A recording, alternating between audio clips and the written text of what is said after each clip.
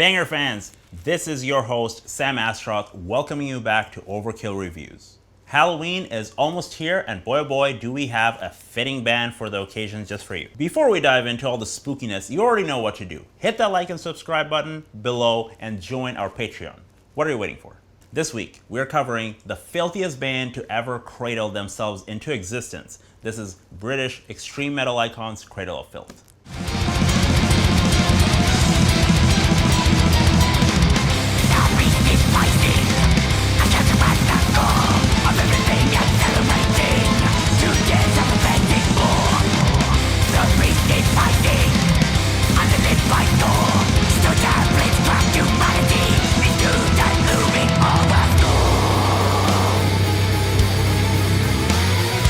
That was Crawling King Chaos, the gruesome lead single off of Cradle of Filth's 13th full-length album, Existence Is Futile, out today via Nuclear Blast Records.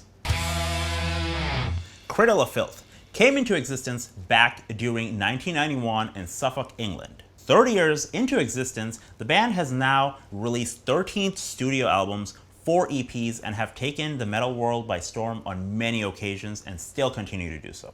Being an extreme metal band, Cradle of Filth draws their musical influences from a variety of metal subgenres, mainly mixing black metal elements with symphonic soundscapes, gothic atmospheres, a touch of thrash and death, and new wave of British heavy metal, and then some. Lyrics are also one of Cradle of Filth's strongest points. The band not only makes just music, but rather paints a story that makes you get into the heart of the vision of their songs and albums. This poetic approach of Danny's lyrics and vocals almost take you through a land of mist and fog as you venture into a fantasy realm. The band, throughout the years, have experimented with and changed their sound quite a few times from album to album, mostly due to some significant lineup changes, notably being Paul Allender on guitars, who was one of the main songwriters on the earlier Cradle albums, as well as Sarah Jezebel Deva on backing vocals, and my good friend Lindsay Schoolcraft on backing vocals and keyboard. Currently, the band's lineup consists of band leader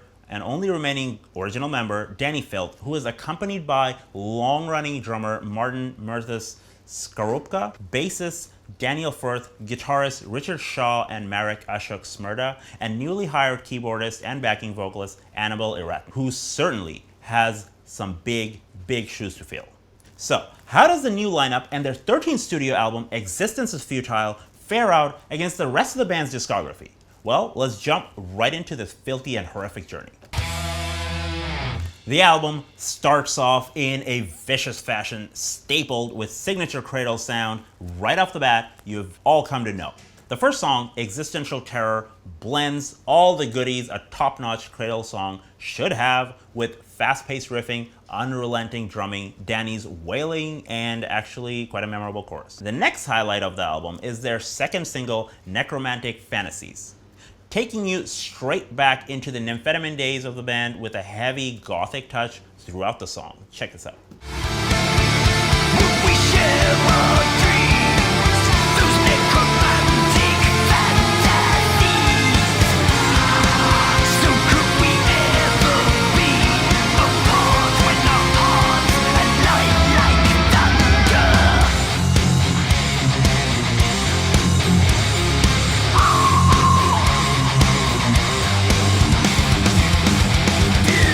There will never come their guilt. Terrors of something new. Smash as houses self-fulfilled. I'll build a borrowed. Next up is probably my favorite song on this album, Black Smoke Curling from the Lips of War.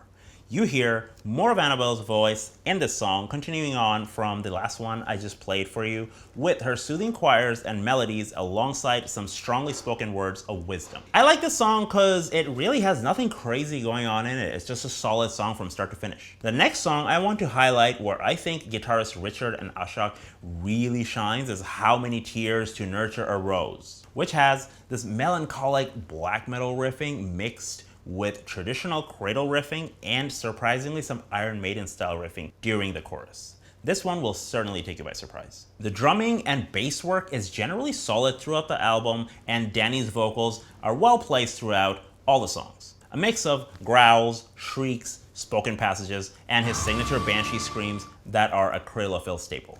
Well then, with all the good aside, let's talk about the weaker parts of the album. Now, this is all subjective, and depending on which era of Cradle is your favorite, you may or may not agree with me here, totally up to you. So, with that said, while the songwriting in this album is pretty diverse, song dexterity-wise, I don't feel this album is that dense. Especially not as dense as their last two releases, and especially not as diverse and dense as the highest regarding era of the band, in my opinion, which is from Dusk and Her Embrace, Cruelty and the Beast, and my favorite album by them, Median. Danny never really goes crazy like in Lord Abortion, and there aren't any reminiscent songs like Her Ghost in the Fog. The lyrics also seem a bit less majestic and dreamlike, and rather more realistic and straightforward. This was probably also done intentionally by Danny due to the album's title and the current state of the world. This might throw some fans off a bit that are rather expecting really complex material from the band. I'll give them this though, that while maybe intentionally trying not to compete with some of the legendary days of Cradle, they have also managed to avoid some of the not so insanely well spoken of days of the band either, and have kept your attention more on the rather newer members of the band's writing styles. This was probably intentional, my guess. I feel that this album paid attention to three major things: to sometimes take you back to the beginning days of Principles of Evil Made Flesh, to try to create a bit rather simpler songs like mid-era Cradle with big choruses, and throw some surprises at you from time to time. New Cradle album doesn't shy away from taking some risks and being creative, while delivering a few memorable songs that could possibly hold up to the band's rich history. Whether they actually shall accomplish this will have to stand the test of time, but at a first glance, there are certainly a few elements here that demand your attention, with a few new twists and surprises, as well as harkening back to some of the older days of the band. Therefore, I'm giving this album 4 filthy screaming banshees out of 5 here on Overkill Reviews.